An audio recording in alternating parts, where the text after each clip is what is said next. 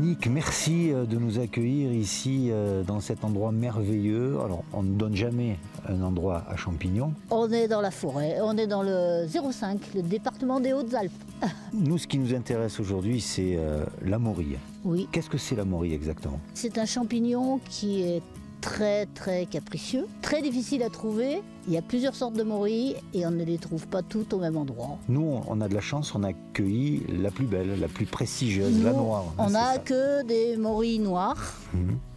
Qui est la morille de montagne, qui est une morille qu'on trouve donc en forêt, généralement, sous les sapins, puisqu'on est dans les Hautes-Alpes. Dans le sud, on la trouvera plutôt sous des pins avec des chênes.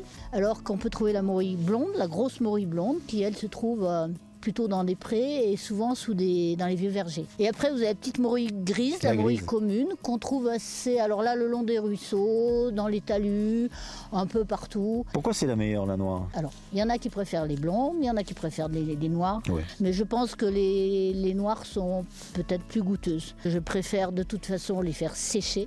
Et une fois qu'elles sont réhydratées, la toxine, il n'y en a plus. Donc vous n'êtes pas obligé de les faire cuire longtemps. Et du coup, il y a un goût qui est énorme.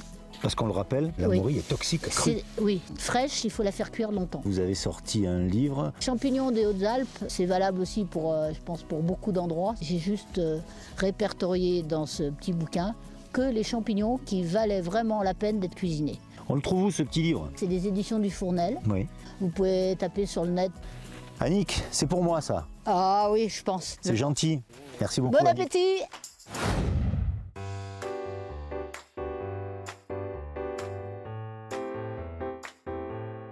Salut Jeanne. Bonjour Bruno. Qu'est-ce qu'on va pouvoir faire avec ces magnifiques morilles que je suis allé cueillir au fin fond des montagnes? Des morilles. C'est ça ta recette? Ouais, c'est ça. Les morilles. Allez, c'est parti, on commence par C'est quoi? parti. Les asperges, eau bouillante très salée. On va blanchir quelques têtes. On est sur une recette de saison, hein, avec des morilles et des asperges. On est vraiment dans la saison. On va mettre 2 petites têtes crues. Là, on va garder cette partie-là, on va les faire en carpaccio. Voilà. Là, nos asperges, on va les refroidir dans une eau glacée. Saler et poivrer nos asperges. Et après, on va venir préparer une petite vinaigrette pour accompagner nos morilles et nos asperges. On va mettre un petit peu d'huile d'olive pour commencer. Toujours.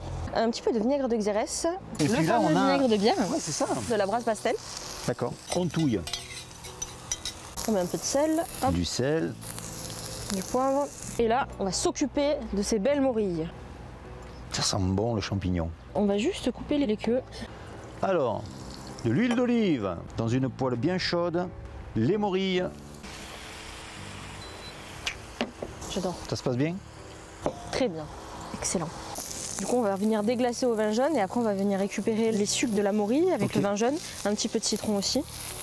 Et on l'ajoutera à la vinaigrette. Là, on a du fond de volaille, donc on a préparé à l'avance. Bien sûr. Et on va en mettre quelques cuillères dans la vinaigrette. On va ajouter un tout petit peu de jus de citron.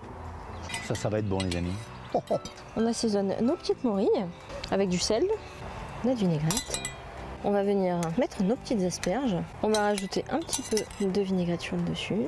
On y va. Allez. Allez, tiens, je prends ça là, ça te fait rien? Non, vas-y. C'était morille.